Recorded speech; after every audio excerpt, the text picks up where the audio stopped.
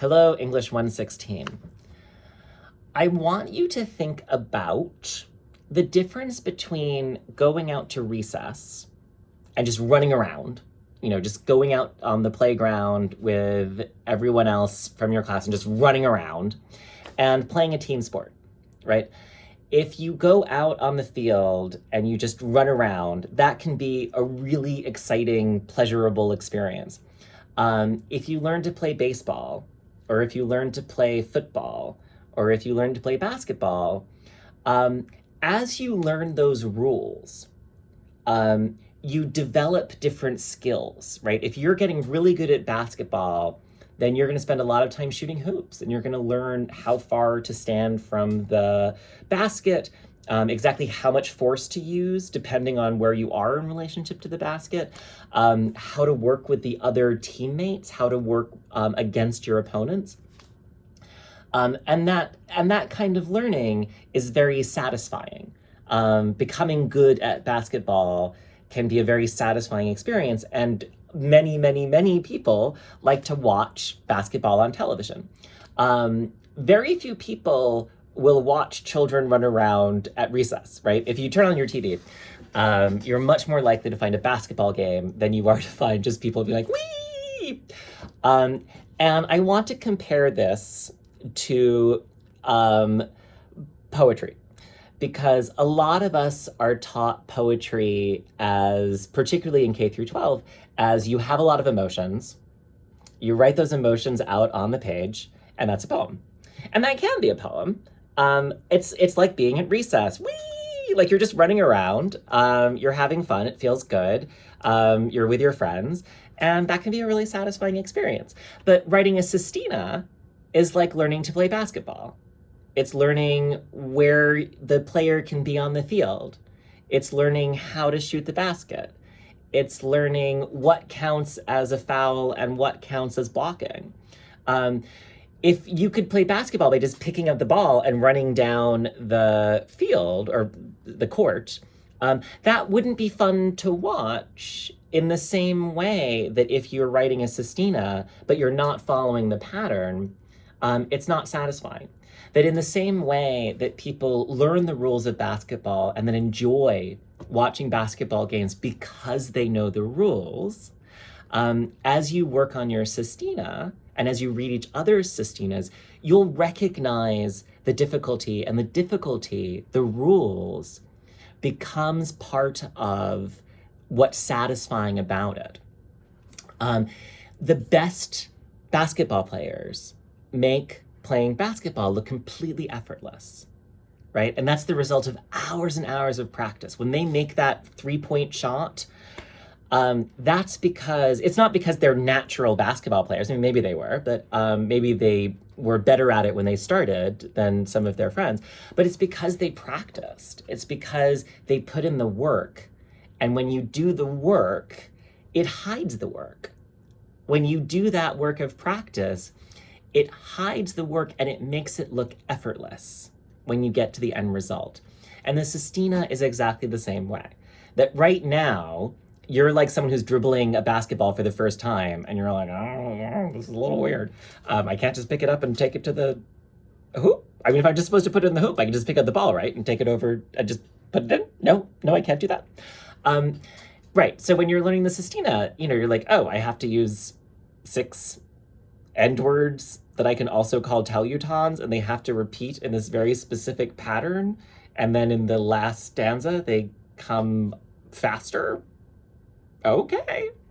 But it's a really important way to begin understanding poetry, because poets often say that all poetry is formal. That even when it looks like someone's just running around like, wee, no rules, I just had feelings, they're on the page.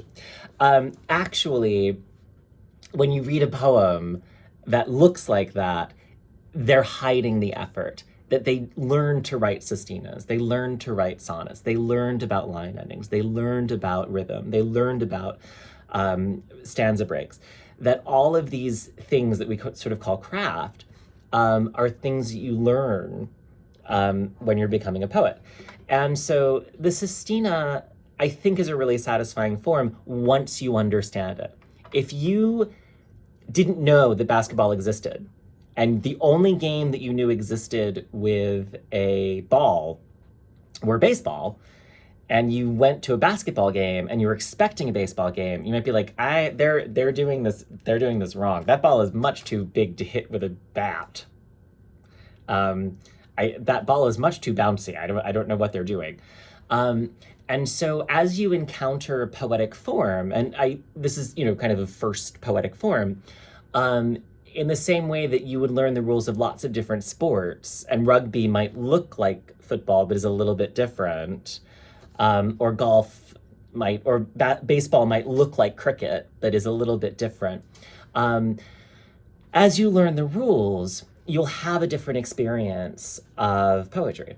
I've tried with this course to lay out structures so that you can kind of see those rules before you get to the final product. That I don't want to say just write a story, just write a play, just write a poem. That can be a useful exercise, but it's not this class. In this class, I want to say, here is the structure that's underneath a story. Use the skeleton and then flesh it out, right? Here is a structure that will guide your play forward. Build the structure and then build on top of it. Here are the rules for a very particular kind of poem. Learn those rules and then build the poem that matches it. And in doing it, right, in writing these pieces, that's like the practice, right? In the same way that you show up, if you want to be good at basketball, you show up at the gym and you play basketball. You practice hoops, you practice dribbling, you practice all these things. It's the same thing with writing. You show up and you do it and you try to write the poem. And a lot of times, because the work of writing is hidden, in the same way that, you can watch practices if you want to. You can find them. But for most art, we tend to hide the practice and we tend to hide the work. And in part, it's because the practice or the work looks like bad writing. That when you write your first sestina, it won't be your first sestina. It'll be a draft. You'll be taking end words in and out. You'll be figuring out that this doesn't work, but this does. So you'll have to adjust this part to make this part work. Meryl Streep, who's a very famous actress, says she won't let people watch her rehearse because rehearsals look like bad acting. That if you went to a rehearsal and she was figuring out how to do a scene, you would think she's a bad actress. You'd be like, oh, that's terrible. It's not bad acting. It's how you get to great acting. So as you're working on your drafts, remember that what may feel like bad writing is not bad writing. It's how you get to good writing. And as you have these rules and as you make sense of them, in the same way that if you went to the basketball gym, the basketball gym, I don't think that's a real thing. And when you go to the gym and you practice your shots, that's how you get good at shooting hoops. That's how during the game you get the ball into the hoop.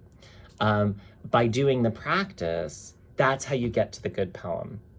That's how you get to the good story. That's how you get to the good play. So I just wanted to say that about the sestina, since that's the last structure that we're going to learn. We might actually go back and like do a few more if we have some time.